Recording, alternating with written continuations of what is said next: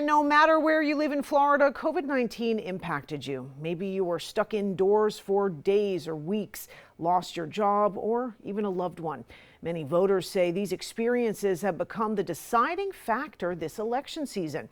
Capitol reporter Forrest Saunders has been traveling the state, and tonight he's hearing firsthand from voters living under some of the tightest virus protections in the state.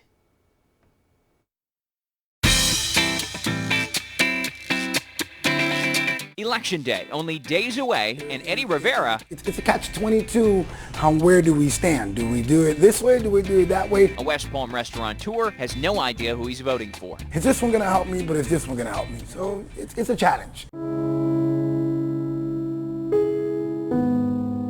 A challenge because when COVID-19 locked down his community... We sat here and said, we just got rid of the food truck, graduated into a full-scale restaurant. It nearly destroyed his new business. How are we going to get through this? The fear was there. But he says the help wasn't. El Matamunchi's not qualifying for any federal assistance. Rivera having to make it without aid from Republicans or Democrats. I did register. I just don't know where we're going to fall. His indecision uncommon in this part of the state, and it's clear to see why. Now, of course, the West Palm area is no stranger to politics. Right across the water there is Mar-a-Lago, which is the southern White House, a property the president owns. It's here Florida saw some of its most stringent COVID-19 protections. The result, a polarized electorate. At weekly Trump gatherings like this one, high above the highway, No socialism! This is America! it's not uncommon to find pandemic deniers. They're still trying to do a fear factor because the president got it, he's healed from it, he's got better medicines, we don't need a vaccination, and now they want to press the issue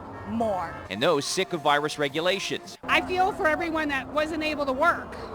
We're Americans and we should be able to make our choices on what we do. I'm picking up a lot of yard signs. I've already distributed about 20 to friends and family. Whereas Biden's backers think science should come first. We have lived this experience on the front line. Like Michelle Sylvester, frustrated how the federal government handled COVID after a scare earlier this year. I took the test. I had to wait 11 days. 11 days to get a response. To have this turnaround on testing to be so long is ridiculous. The partisan divide on the virus is stark, according to a new survey by Pew Research. Only 24% of Trump supporters think COVID is a very important voting issue versus 82% of Biden's. If I were president today, I would roll back the reopenings in a number of places. I wanted to always play it down. I still like playing it down. Both candidates are offering different takes on the pandemic. Biden wanting free testing for all, 100,000 contact tracers, and more use of the Defense Production Act. Trump running on his performance, promoting economic recovery, limiting federal mandates on things like masks, and promising a vaccine fast. At the end of the day,